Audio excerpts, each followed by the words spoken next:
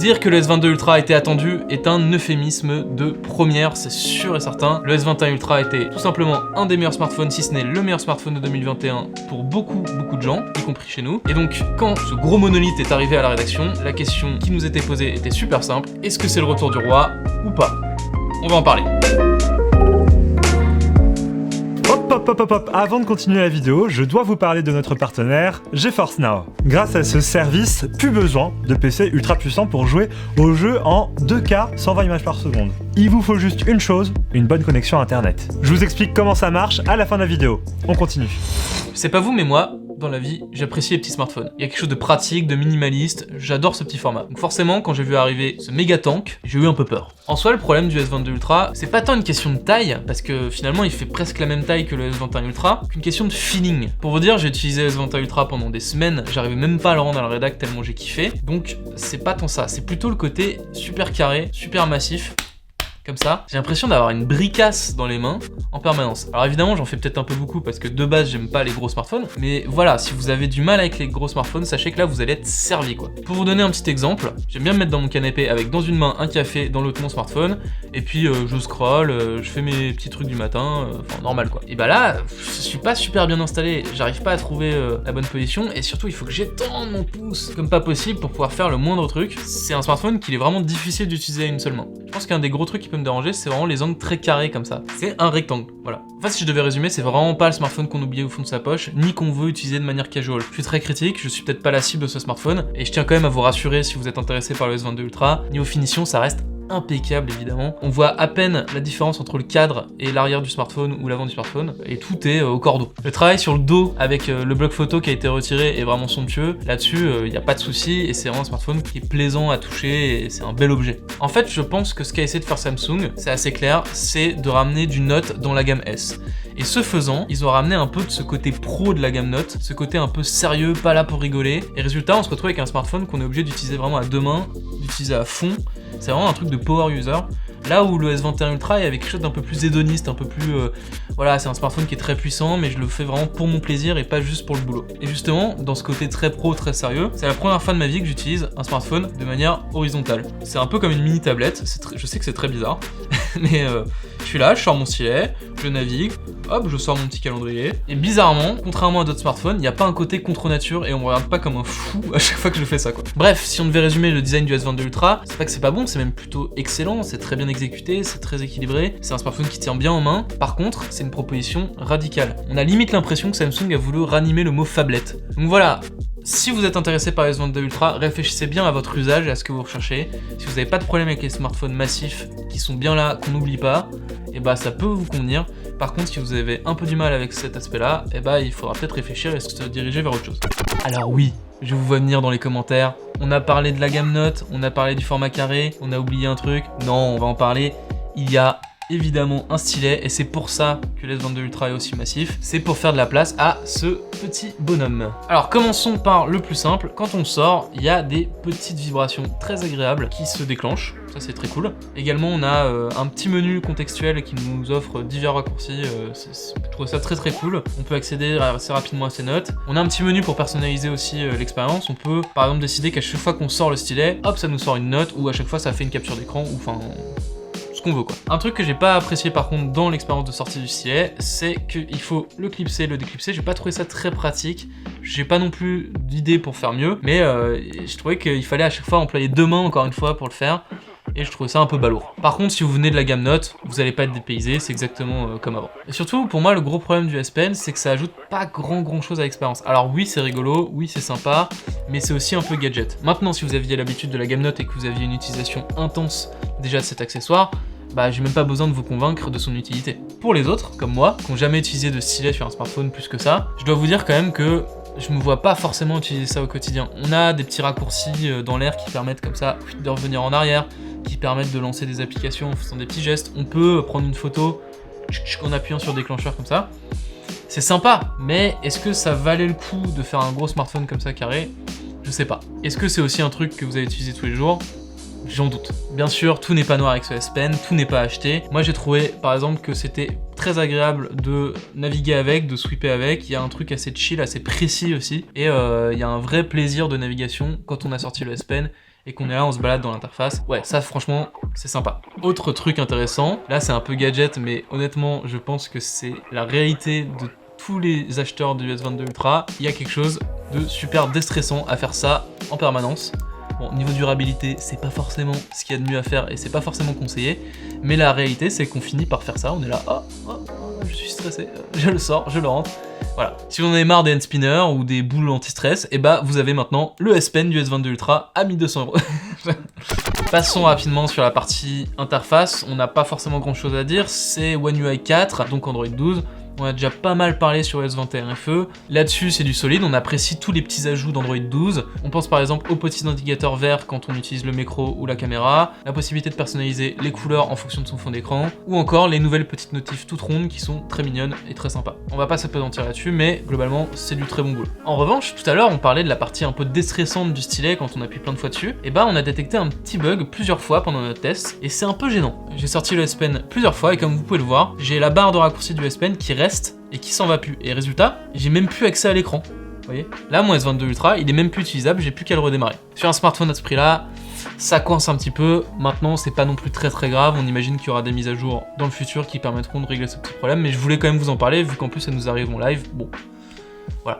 Passons maintenant à l'écran. C'est évidemment une des grandes stars du S22 Ultra. On en a l'habitude, Samsung fait parmi les meilleurs smartphones sur le marché. Limite, votre télé va en être jalouse. Pour le dire vite, on va pas rentrer dans les détails, mais c'est une des premières fois que notre sonde détecte un écran à plus de 1000 candela mètre carré. Donc niveau luminosité, ça envoie du pâté. Moi, je me suis retrouvé plusieurs fois dans mon lit à baisser la luminosité parce que voilà, c'était un peu fort. Ce qui est bien, c'est quand on utilise le S22 Ultra, on n'a pas besoin de faire des UV, on est là, on se prend, on se prend la dose de couleur dans la tronche. Si on ajoute à ça le QHD, la très bonne couverture des spectres colorimétriques, on dépasse très largement le DCI P3, il n'y a aucun problème là-dessus. Et bah on a un écran qui fait juste plaisir à voir, avec une telle qualité d'affichage, vous pouvez vraiment profiter des couleurs, des contrastes. Moi j'ai vraiment redécouvert des vidéos YouTube que j'adore ou des films, et j'en ai pris plein les yeux. Par contre les amis, l'heure est grave, j'ai un vrai souci d'affichage avec le S22 Ultra que j'ai testé. Je sais pas si c'est que celui que je teste ou si ce sera le cas sur tous les S22 Ultra, mais il va falloir peut-être être un peu prudent et peut-être attendre un petit peu avant de vous jeter dessus. Je vous explique. L'autre jour, j'étais tranquillement en train de regarder une vidéo YouTube et soudainement, une énorme barre grise s'est invitée au milieu de mon écran et je n'arrivais pas à la faire partir. Le seul moyen de la faire disparaître, c'était de sortir du mode plein écran et à chaque fois que j'y retournais, elle réapparaissait. Et le problème, c'est que quand on fait une capture d'écran, la barre grise n'apparaît pas. Si on ajoute à ça le fait qu'on a aussi rencontré sur Netflix, on a donc tendance à penser que c'est un problème hardware et donc un problème d'écran et qu'une mise à jour ne pourrait pas l'améliorer. C'est peut-être possible, mais on sait pas trop encore. On n'est pas en train de vous dire que tous les S22 Ultra auront ce problème, c'est peut-être juste celui qu'on a testé, mais attention, peut-être aller voir d'autres reviews, aller voir si d'autres gens ont rencontré le même problème. Si c'est pas le cas, ça devrait aller, mais on tenait quand même à vous prévenir. En tout cas, gardez bien le ticket de caisse. On ne le dira jamais assez. Sur la photo, que vous dire vraiment, à part que c'est autant un kiff que le S21 Ultra. On retrouve ce bonheur de polyvalence, de pouvoir prendre plein de photos différentes, d'être là, de voir un corbeau à quelques mètres de soi, d'utiliser ce x3, puis de passer sur le x10 parce qu'on voit une scène sympa, vraiment très éloignée. Hop, on repasse en ultra grand angle ou en grand angle pour quelque chose de plus près. Et vraiment, on a ce côté super sympa, ce grand kiff du S21 Ultra, on retrouve totalement. En plus, le rendu général est toujours aussi clean. C'est un vrai x10 optique, un vrai x3 optique. Et là-dessus, Samsung est quasiment imbattable. Il y a très peu de constructeurs qui font aussi bien. Pour résumer, pour ceux qui n'ont pas suivi, on retrouve un ultra grand angle, un téléobjectif x3, un téléobjectif x10 et à l'avant, un capteur selfie évidemment. Et si on retrouve l'expérience du S21 Ultra, ce n'est évidemment pas pour rien. C'est quasiment la même fiche technique. Il y a quelques petits trucs qui changent. On a des photosites légèrement plus grands, on a un angle de vue qui est légèrement plus important aussi sur le grand angle et les deux téléobjectifs, mais sinon sur le hardware, il y a quasiment rien qui bouge. C'est davantage sur la partie logicielle qui a vraiment des changements notables. Là où Samsung appuie beaucoup, c'est par exemple sur la nightographie, c'est un mot qu'ils ont inventé. Alors on va pas se cacher, c'est un peu du marketing, mais pas que, c'est-à-dire qu'ils ont mis beaucoup d'efforts sur la photo de nuit cette année. Et c'est un truc qui quand même se ressent un petit peu si on n'est pas totalement mauvaise foi, notamment dans des conditions très particulières. Je vous mets par exemple une photo dans une ruelle très peu éclairée, et là d'un coup on récupère beaucoup de lumière. C'était pas forcément le cas avec le S21 Ultra dans cette condition-là bien particulière, donc ça c'est sympa. En revanche, sur la basse lumière, ils ont encore peut-être pas mal de choses à améliorer. On passe par exemple à leur mode portrait x3 qui nous propose un petit mode nuit quand on est dans un bar par exemple pas très bien éclairé. je vous montre le résultat, c'est pas folichon non plus. Tant qu'on est à parler du mode portrait, il a d'ailleurs été amélioré, les contours sont un peu mieux définis qu'avant, alors c'est encore un peu difficile, notamment avec des gens qui ont les cheveux un petit peu dans tous les sens comme moi. Franchement là-dessus, le résultat est quand même plutôt acceptable aussi. Même si Samsung, c'était déjà vraiment pas mal, mais ils ont encore fait des petits progrès. Parfois, bon ça arrive avec tous les téléphones, mais il faut quand même aussi avouer qu'on sait pas trop à quoi joue l'algorithme. Je vais vous mettre un exemple ici, sur la photo de gauche, je suis un peu rougeau, sur la photo de droite, je suis avec une peau un peu plus normale. Pourtant, c'est dans les mêmes conditions, c'est au même endroit, c'est pris à quelques secondes d'écart. Donc voilà, c'est toujours un petit peu la loterie, il faut mieux prendre 3-4 photos pour être sûr d'avoir un bon cliché que d'en prendre une seule.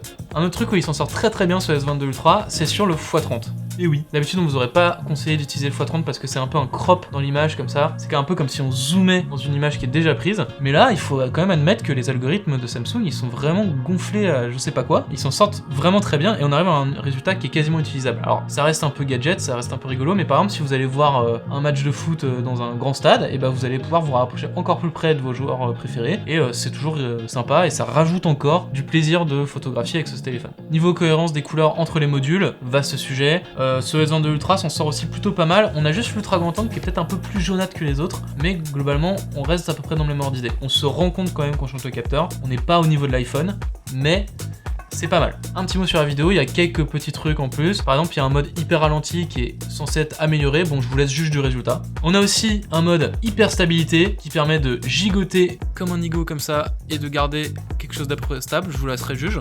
Comme ça, vous pouvez voir Robin qui me filme. Salut. J'étais même pas au courant. Salut Robin. Salut. On lui dit bonjour. Niveau selfie vidéo, voilà ce que ça donne. Je vous laisse juge. Est-ce qu'on voit bien mes poils de barbe? Est-ce que c'est bien défini? Je ne sais pas.